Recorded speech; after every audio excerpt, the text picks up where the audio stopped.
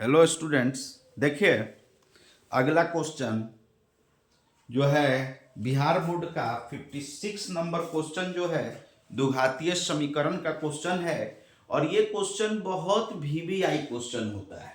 ये क्वेश्चन बहुत VVI question है। ये क्वेश्चन हमेशा 2 नंबर में ये क्वेश्चन पूछता है और ये खानदानी क्वेश्चन है। अगर इसको आप मिस किए इसका मतलब कि 2 नंबर आपने मिस कर गया। तो देखिए इसको आसानी से 2 नंबर कैसे उठाएंगे इसको समझिए। तो देखिए ये क्या क्वेश्चन है 56। द्विघातीय सूत्र का प्रयोग कर समीकरण 4x² plus 4x plus 1 is equal to 0, 4x² plus 4x plus 1 is equal to 0 को हल करें द्विघातीय समीकरण का इस्तेमाल करके। तो यहां पर समझिए द्विघातीय समीकरण का इस्तेमाल करके हम तो करेंगे। सबसे पहले जो समीकरण लिखा है वो लिखेंगे 4x² plus 4x plus 1 is equal to 0। अब देखिए इसको हल कैसे करेंगे। तो x² के कोफिशिएंट को a बोलते हैं, तो a हमारा 4 हुआ, x के गुणक को b बोलते हैं, b भी 4 हुआ और c कांस्टेंट 1 दिया है। अब देखिए d का वैल्यू निकालने का क्या तरीका होता है। d को लिखते हैं b² माइनस 4ac, इसको विवेचक बोलते हैं, हिंदी में इंग्लिश में डिस्क्रिमिनेंट बोलते हैं। देखिए b² तो b 4, तो ये 4 का स्क्वायर देखिए इंटू 4a, a भी 4 और c1 ये हो गया 4 चौका 16, ये भी 16, d का वैल्यू 0 आया, 16 में से 16 गया 0 हो गया। अब देखिए d का वैल्यू जब 0 आया तो याद रखिएगा अगर किसी का विवेचक 0 आता है इसका मतलब ये होता है कि उसका x का दोनों द्विघातीय समीकरण का अगर विवेचक 0 आएगा इसका मतलब वो द्विघातीय समीकरण का दोनों हल जो होगा बराबर होगा, वास्तविक होगा और बराबर होगा। तो यहां पर समझेंगे, यहां पर समझिए सबसे पहला बात कि अब द्विघातीय समीकरण में x का वैल्यू निकालेंगे, द्विघातीय समीकरण से हल निकालेंगे।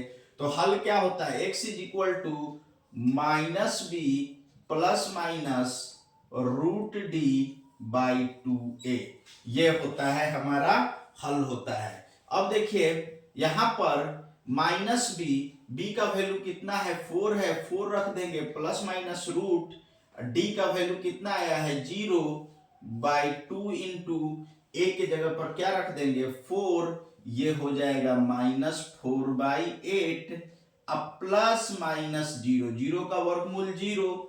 अब देखिए x का वैल्यू जब हम टेकिंग पॉजिटिव लेंगे, एक बार ऊपर वाला प्लस साइन लेंगे, एक बार माइनस साइन लेंगे, तो क्या होगा जब हम पॉजिटिव लेंगे, जब हम पॉजिटिव लेंगे तो x is equal to -4 plus 0/8, तो ये हो जाएगा -4/8, 4 एकम 4, 4 दूना 8, -1/2 और जब हम इसको निगेटिव लेंगे, देखिए जब ये निगेटिव वाला मान लेंगे तो x का वैल्यू हो जाएगा x is equal to -4 -0/8। Negative एक बार पॉजिटिव साइन लिए हैं, एक बार निगेटिव साइन, तो देखिए ये क्या होगा, ये हो गया -4/8, 4 एकम 4, 4 दूना 8, -1/2। देखिए x का दोनों वैल्यू, x का दोनों वैल्यू, ये भी वैल्यू और ये भी, दोनों x का मान जो है वो बराबर आया है -1/2 -1/2। यही हल है इस द्विघातीय समीकरण का। दो हल हुआ क्योंकि दो घात का समीकरण है, एक हुआ -1/2, दूसरा भी हुआ -1/2। क्यों हुआ, क्योंकि d जो है 0 आया, डिस्क्रिमिनेंट बोलिए या विवेचक बोलिए, इसका वैल्यू 0 आएगा तो दोनों हल बराबर होंगे और वास्तविक होंगे। अगर d 0 नहीं होगा, d ग्रेटर देन 0 होगा, 0 से बड़ा होगा, तो दोनों हल असमान होंगे और वास्तविक होंगे। तो देखिए इस तरह से हमने इसका हल निकाला है। देखिए अगला क्वेश्चन,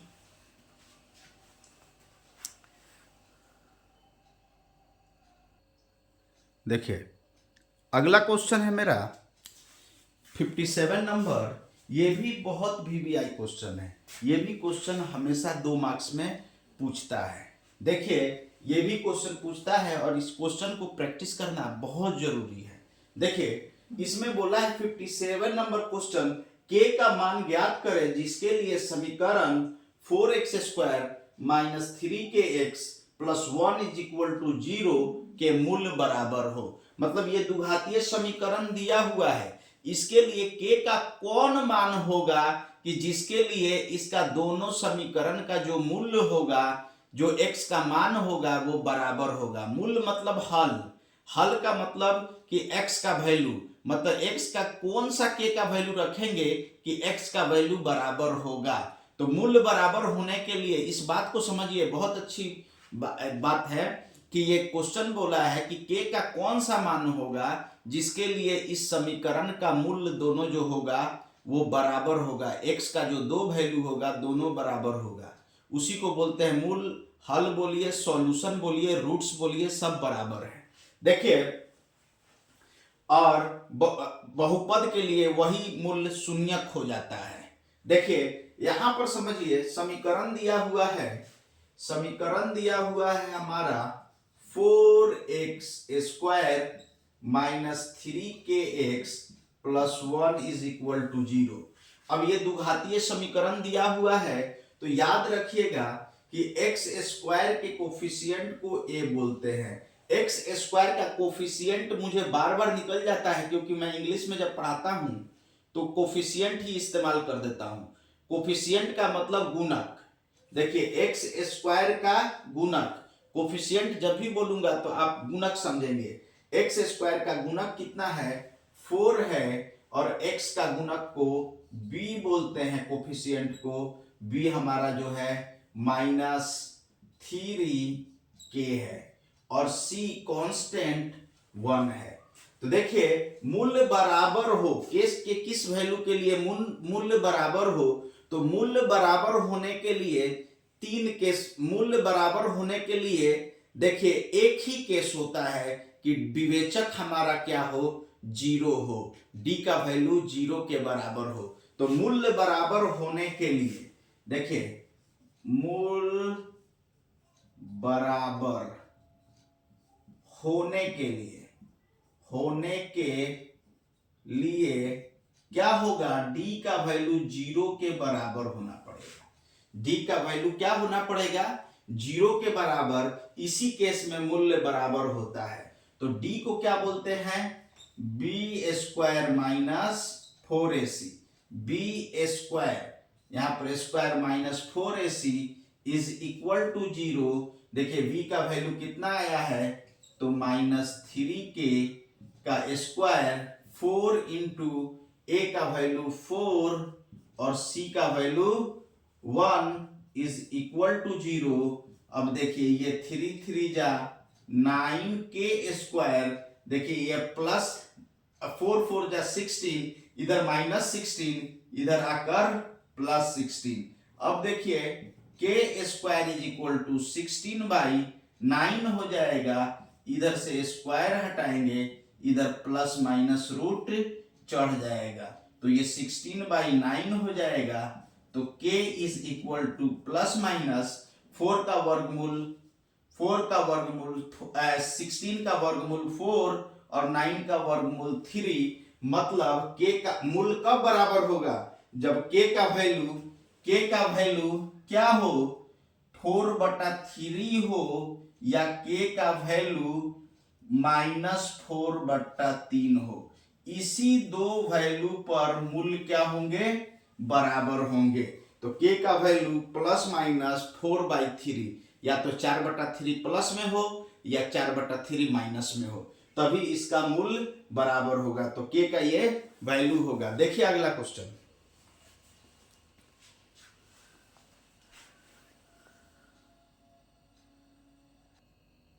देखिए अगला क्वेश्चन है हमारा समानांतर श्रेणी का 58 नंबर क्वेश्चन। बोला है, क्वेश्चन क्या बोला है पहले एक बार पढ़ दूं।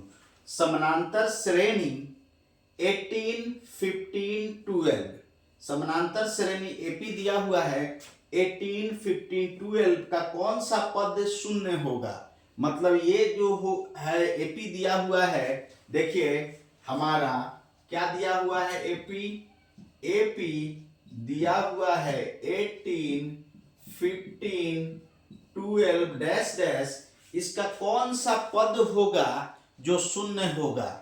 तो देखिए पहले समझिए कि प्रथम पद को ए बोलते हैं, तो ए हमारा प्रथम पद 18 है, डी सार्व अंतर, दूसरे में से पहले को घटाइए, 15 माइनस 18, तो ये क्या हो जाएगा -3, इसमें से भी इसको घटाएंगे तो -3 ही आएगा। तो सार्व अंतर आ गया, ए 18 आ गया, डी सार्व अंतर -3 आ गया। अब कौन सा पद शून्य हो जाएगा, तो हम मान लेंगे कि इस एपी का nवां पद शून्य है। माना इस एपी का माना इस एपी का nवां पद शून्य है, मान लिया। इसका मतलब an is equal to 0, an is equal to 0। अब देखिए nवां पद कैसे लिखते हैं, तो nवां पद लिखते हैं a प्लस, फॉर्मूला होता है n minus 1d is equal to 0। a मतलब प्रथम पद, तो प्रथम पद कितना दिया है 18, और n माइनस 1 और d का वैल्यू कितना दिया है -3 इज इक्वल टू 0। तो ये हुआ 18, ये माइनस प्लस क्या हो जाएगा माइनस, ये हो जाएगा 3 into n minus 1 is equal to 0। अब ये 18 करेंगे, 3 से गुना करेंगे, -3n minus minus +3 is equal to 0। अब देखिए 18 प्लस 3 21 होगा, तो -3n इज इक्वल टू -21। देखिए 18 3 21, इधर +21 उधर जाकर -21, और 3n को इधर ही रहने दिए, 3 से 3 कट गया, माइनस से माइनस कट गया, n का वैल्यू 21/3, 3 सते 21, n का वैल्यू कितना आया 7। तो इसका मतलब इस एपी का 7वां पद जो होगा, इस एपी का 7वां पद वो हमारा शून्य होगा। इस एपी का जब 7 पद निकालेंगे तो वो हमारा शून्य होगा, क्योंकि n का वैल्यू 7 आया है। तो देखिए यहां पर समझ जाइए कि ये जो है बहुत वीवीआई क्वेश्चन चल रहा है, ये बिहार बोर्ड के पर्पज से बहुत वीवीआई क्वेश्चन चल रहा है। इन क्वेश्चनों को मैंने बहुत मेहनत से बनाया है और 2 सेट बनाया है, ठीक है, 2 सेट बनाया है। कुछ एमसीक्यू साइंस का भी हम आपको देंगे, ठीक है, बीच बीच में देते रहेंगे। अभी तो 20 गो एमसीक्यू दिया है जो वीवीआई एमसीक्यू है। ये सारा जो क्वेश्चंस हम देते हैं वो सब मेरा टेलीग्राम चैनल पर होता है, और टेलीग्राम चैनल का लिंक मेरे यूट्यूब चैनल के हर वीडियो के डिस्क्रिप्शन में होता है। वहां से आप टेलीग्राम चैनल पर चले जाएंगे और चैनल से जुड़ जाएंगे, और क्या करेंगे वहां से क्वेश्चन लेंगे और बार बार प्रैक्टिस करेंगे, और यूट्यूब वीडियो हमारा देखेंगे और क्वेश्चन को समझेंगे, फॉलो करेंगे कैसे एग्जाम पूछता है, कैसे अटेम्प्ट करना है। कोई दिक्कत हो क्वेश्चन में तो उसको कमेंट में भी दे देंगे क्वेश्चन। और देखिए कहना है कि अगर मेरा काम अच्छा लगता है तो आप मेरा चैनल को सब्सक्राइब कर लीजिए। Thank you so much.